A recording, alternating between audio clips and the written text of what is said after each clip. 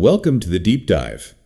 You sent us a stack of articles, notes, and stats covering Game 1 of the 2025 NBA Finals, and let me tell you, this was a game just begging for a deep dive. Oh, absolutely. We're plunging into the absolute chaos that was Oklahoma City Thunder versus the Indiana Pacers, played right there at the Paycom Center in OKC. It was certainly a dramatic opener. You know, this matchup between the Thunder, who finished the regular season with the league's best record, and, well, a really resilient Eastern Conference team in the Pacers. It felt like it had a lot of potential. Had it deliver? And Game 1, yeah, it exceeded expectations. Yeah. Our mission here is really to pull out the most important nuggets from all this material, you know, the key insights that kind of cut through the noise. And right away, one of the big narratives surrounding this series, it really stands out in the sources. It's been dubbed the small market finals. It's a real contrast to what we've seen in recent years, you know, often featuring big stars in major cities.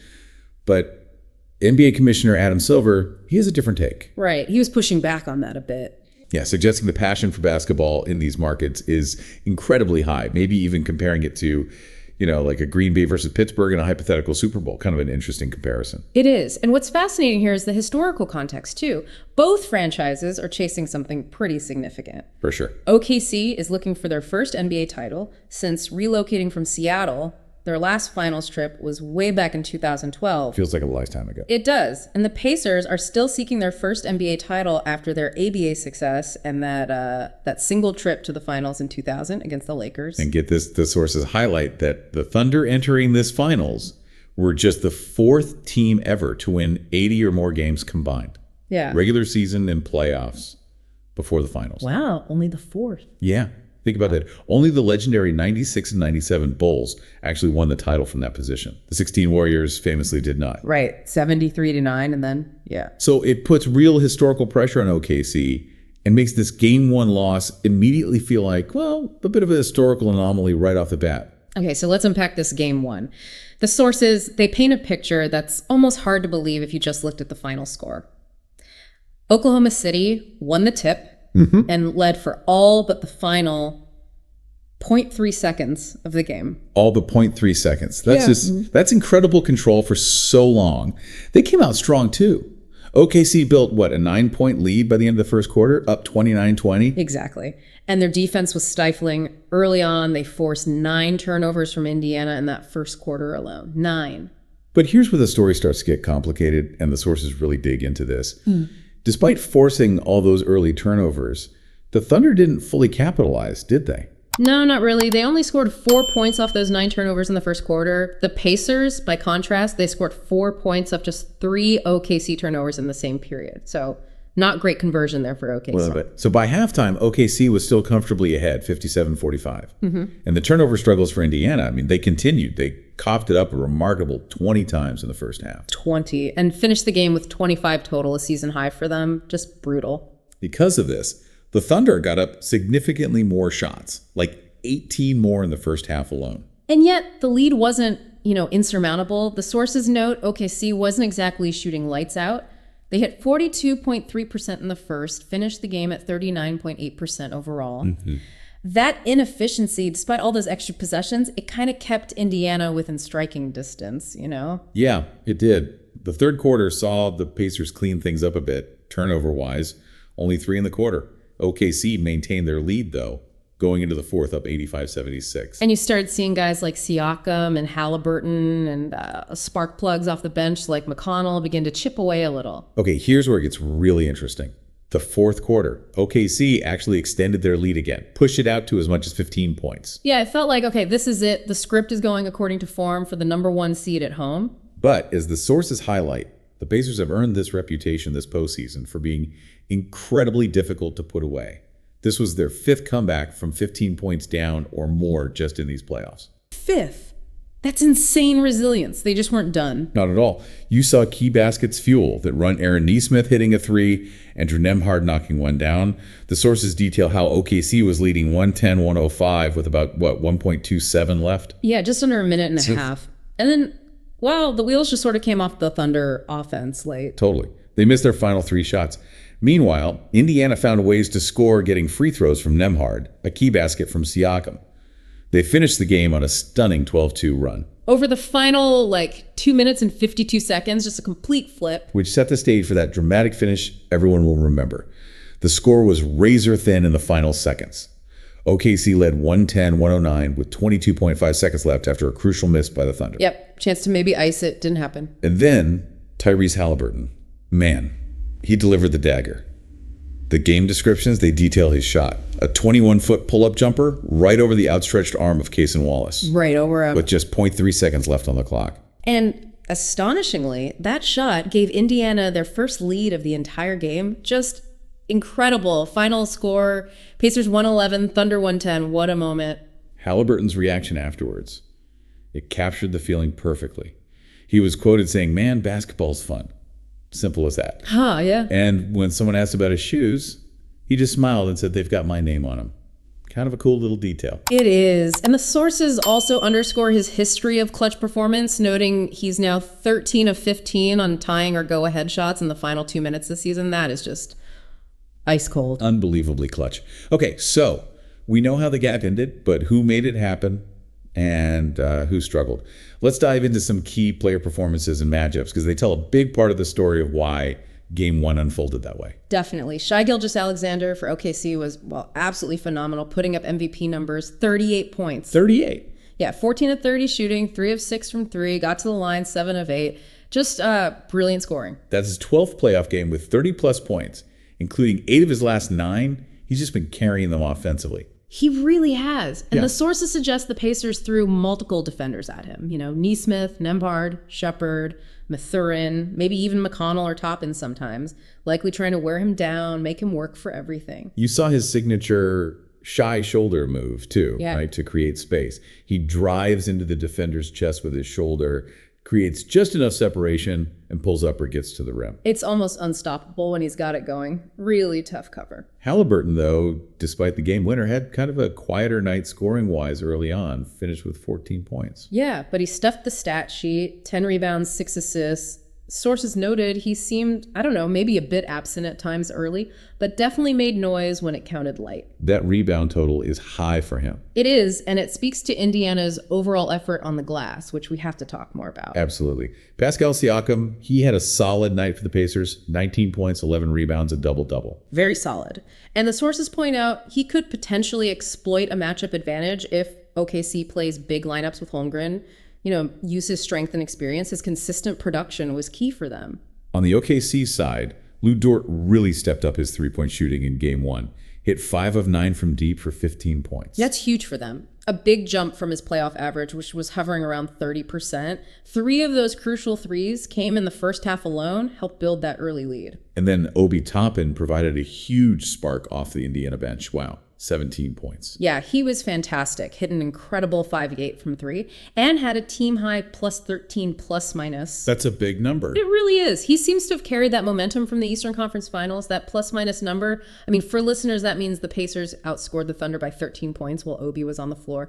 It's just a quick way to see how impactful his minutes were beyond just the scoring. Good point. On the OKC side, again, Jalen Williams, 17 points and 6 assists, but struggled shooting 6 of 19 overall. Oof. Yeah, and just 1 of 4 from 3. The analysis mentions he could be a problem matchup for Indiana defenders because of his size and skill, but he wasn't efficient in Game 1. And OKC really needed that secondary scoring punch next to Shai. And Chet Holmgren also had a tough shooting night. Just 6 points on 2 of 9 shooting, 6 rebounds. Kind of disappeared offensively. And sources highlight Coach Danielle's decision to pull him late in the fourth quarter. They also point out a negative plus minus for OKC when both Holmgren and Hartenstein were off the floor. Mm-hmm. They also noted Holmgren's inability to effectively post up smaller guards in the previous round. Get the ball with his back to the basket, closer to the hoop. It's a way bigger guys usually punish smaller defenders, but it wasn't really working for him. That's definitely a key area for OKC to try and fix going forward. Looking at the team shooting differences, this was stark. The Pacers were excellent from 3, 18 of 39, that's 46.2%. And crucially, 6 of 10 in the fourth quarter. Yeah, lights out when it mattered. The Thunder, by contrast, shot okay overall from deep, 11 of 30 for 36.7%, but went a brutal 0-5 in that decisive fourth quarter. 0 for 5 in the fourth from 3. That just kills your offense late in a close game. Absolutely. And while the Pacers' 25 turnovers were alarming, and remember, the Thunder only scored 11 points off them, which is Another point of failure for OKC. Right, that conversion rate again. Exactly.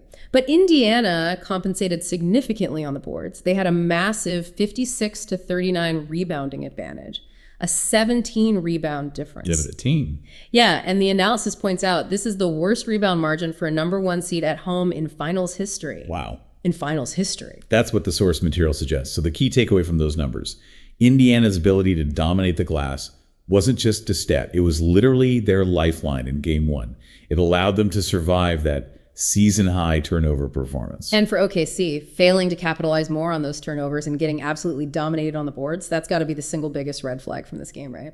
For sure. 2 huge areas they need to address immediately. Okay, so beyond the box score and the bench notes, this series has some fascinating backstories and implications for the league itself. Let's broaden out and look at some of those narratives and broader context the sources bring up. Yeah, good idea. There's definitely more to this matchup. One notable pregame moment reported was Pacers coach Rick Carlisle defending ESPN broadcaster Doris Burke against some recent reports about her broadcast future. Oh, interesting. Yeah, he called her a friend and said she changed the game for women in broadcasting. Pretty strong words. Good for him. Yeah. And on the other side, Thunder coach Mark Daigneault reportedly joked about not having many friends, but mentioned talking to former Thunder coach Billy Donovan for advice before the series. Always interesting to hear about that coaching fraternity. Yeah, the shared experiences. In terms of strategy from OKC, they made that starting lineup change, right? Putting Cason Wallace in over Isaiah Hartenstein. Yeah, reportedly to defend Haliburton. But as we saw, Wallace had a tough night. Nuggets at 13 plus minutes, and Haliburton hit the game winner right over him. So that particular move, well, didn't pay off in game 1. Not this time, no. For injury updates, the Thunder are pretty healthy except for Nikola Topic, who is already out long-term. The Pacers were without Jarace Walker due to an ankle sprain. Right, expected to miss game 1 and likely game 2 as well. Tony Bradley was questionable, didn't really play. And here's a fun little fact the sources included. Tyrese Haliburton's dad and Shai Gilgeous-Alexander's dad actually posed for a photo together before the game. No way. Yeah, apparently both fathers were the ones who introduced their sons to basketball. Kind of a neat little human element before the battle began. That's really cool. And OKC did hang their Western Conference Finals banner from their win over Minnesota before the game. A nice moment for the home crowd before things went sideways. Yeah, before things went sideways. Okay, let's pull back and look at the big picture again. Both teams had pretty different paths here. OKC won 68 games, best record, relatively breezy playoff path, except for maybe that tough series against Denver. They looked dominant. Super dominant. The Pacers, on the other hand, they were the 4th seed. Had a more inconsistent regular season, but really found their stride in the playoffs with those tough road series wins against the Bucks, Cavs, and Knicks. And they're absolutely known now for those remarkable odds-defying comebacks. It's kind of their thing. It really is. And the sources bring up a powerful historical trend. 77 of 78 NBA champions have been top 4 seeds, and the last 29 champs have been top 3 seeds winning at least 52 games. Prorated. So Indiana is a 4th seed winning game 1 on the road against the league's best team. That definitely challenges that pattern in a major way, doesn't it? It really does. And it pits Indiana's potent offense, which thrives on pace, against the Thunder's elite defense. The sources call OKC's defense maybe the best of the decade, even better in the playoffs than the regular season. So the thinking is, if the Pacers get forced into a half-court game, OKC's defense has the edge. That's the theory. Indiana needs to get out and run to leverage their offensive strengths. Slow it down, and OKC feels more comfortable. And here's a fascinating underlying story, detailed in the sources, the Paul George trade tree. Ah, yes, the gift that keeps on giving. Right. Both teams' current cores actually trace back to separate trades involving Paul George. Indiana traded him for Oladipo and Sabonis, and the Sabonis trade eventually yielded Haliburton. And OKC, of course, traded George for SGA and a haul of draft picks that built this young core. Just a wild ripple effect years later, connecting these 2 specific teams in the finals. Amazing how trades echo like that. Commissioner Silver also weighed in on other topics pregame, stating he doesn't see a benefit to shortening the 82-game season. Yeah, I mentioned money as part of it, among other factors. Pretty standard line there. He also noted the league is still exploring expansion, particularly in underserved markets. So maybe Seattle, maybe Vegas down the line. Always dangling that carrot. Yeah. And despite all the discussion around TV ratings for a quote-unquote small market finals, Many argue in the sources that this matchup, savvy, well-built teams relying on drafting and development, it should actually be appreciated. As a sign of parity. Yeah, parity and smart team building. And this will be the 7th straight season with a different NBA champion. 7th. That breaks the previous record streak. That itself is a huge story about where the league is right now. Definitely tells you something. Well, game 1 was certainly a must-see, pulse-pounding start to the series. Yeah. The Pacers stealing the win on the road with that incredible comeback and Haliburton's heroics. It sets a really dramatic tone for the rest of the finals. Absolutely. Game 2 is Sunday night back in Oklahoma City, and Thunder coach Daigneault's post-game comment was, I think, spot on. He said game 1 was a starting point, not an end point. They got to turn the page quick. Sets the stage perfectly.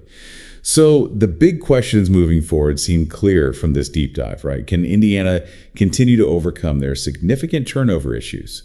Maybe relying on that massive rebounding advantage we saw. Or maybe clean up the turnovers and keep rebounding. That'd be ideal for them.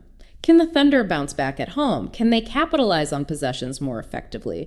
Get more balanced scoring, especially from guys like Jalen Williams and Chet Holmgren, who struggled in game 1? And how will the coaching adjustments, from Daigneault and Carlisle, how will they impact the next game after this wild opener? Lots of chess moves to watch. For sure. Fascinating adjustments coming. It makes you think. Game 1 saw a number 4 seed defeat the best team in the league in their home court, a team that perfectly fits the historical profile of an NBA champion based on seeding and record. Does this Pacers victory signal a true shift in the NBA, where regular season dominance and high seeding no longer guarantee a title? Or was this just one historic upset, kind of a fluke game, and will the Thunder show in Game 2 while the old rules still largely apply? What stands out to you from this wild Game 1?